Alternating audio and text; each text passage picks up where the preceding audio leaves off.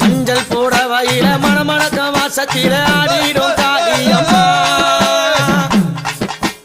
மஞ்சள் புடவையில மணமணக்க வாசத்தில ஆடிடும் காளியம்மா அமாவாசை வேளையில ஊஞ்சலில ஏறிக்கொண்டு ஆடிடும் சூழியம்மா சூழக்காளியே அத்தா தாயே சூழக்காளியே அத்தா தாயே